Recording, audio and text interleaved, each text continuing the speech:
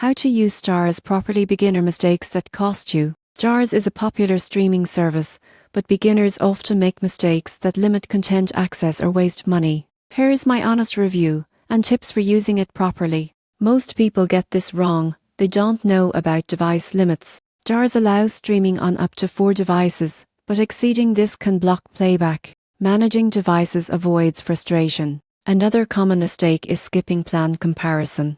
Starz offers standalone and bundled plans through providers like Prime Video or Hulu. Choosing the wrong option can be more expensive or miss bonus content. Many users also ignore auto-renewal settings. Starz subscriptions renew automatically, and forgetting this can lead to unexpected charges. Set reminders or adjust settings to stay in control. Finally, beginners often overlook content updates. Starz rotates shows and movies regularly. Checking what's new ensures you don't miss limited time content or popular releases. In conclusion, using Starz properly means managing device limits, comparing plans, monitoring auto-renewals, and staying up to date with content. Avoiding these mistakes guarantees a smoother and more enjoyable streaming experience.